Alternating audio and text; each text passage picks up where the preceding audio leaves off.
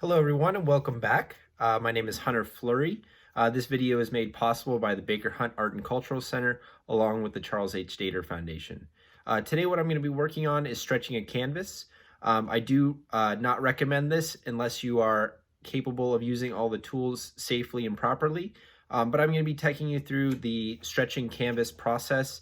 I'm going to be creating a rather large canvas today. It's going to be 4 foot by 5 foot, and here we go. This is a rather large painting that I've stretched in the past on canvas. This one is about 3 foot by 4 foot. So the one I'm going to be creating today is rather larger. And then here's another one that I stretched. This is going to be actually the same wood. So this is the poplar. It's 3.5 inches deep. And I only recommend that for very large paintings. It gives it a nice profile around the sides and really makes the painting stand out.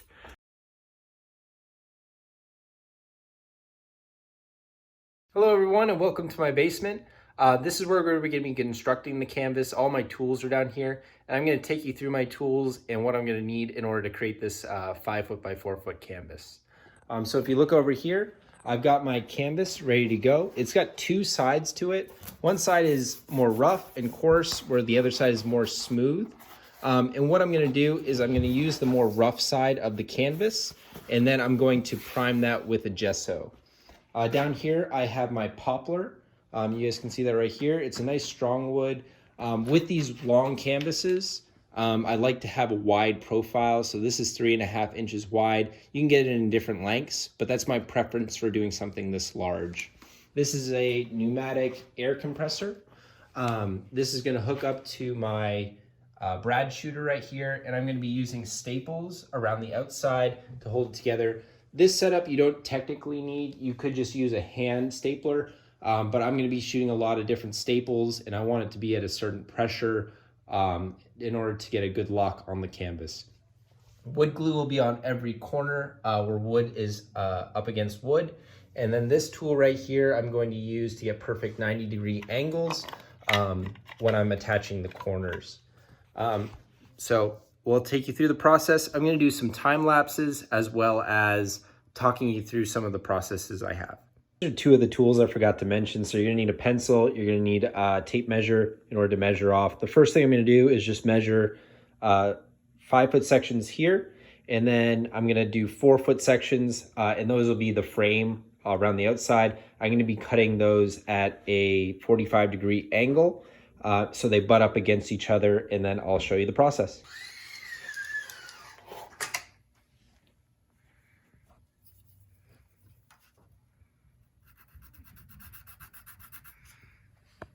I forgot to include, this is one last tool. It's pretty essential, but you're going to need a chop saw as well that pivots to 45-degree angles.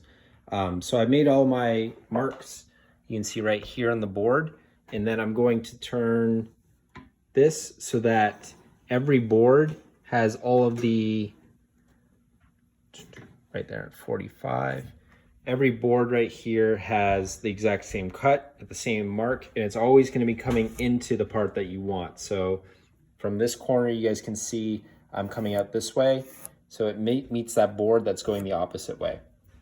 Safety first, anytime using power tools.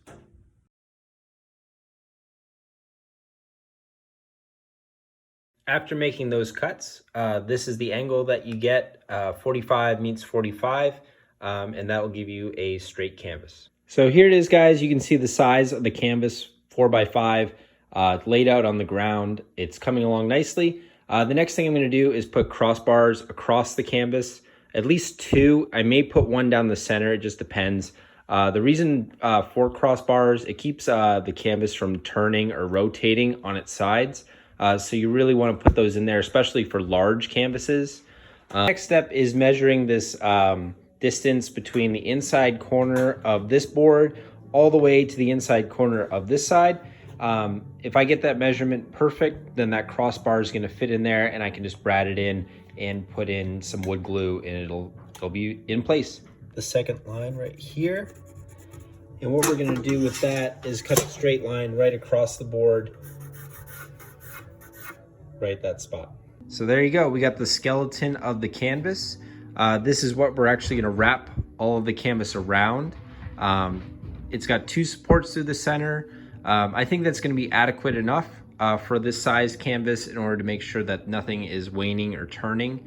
And then the next step is going to be adding glue at all the corners of the wood, and then we're going to attach those with brads. I may shoot actual straight brads into that and then use the staple brads in order to attach the canvas to the outside.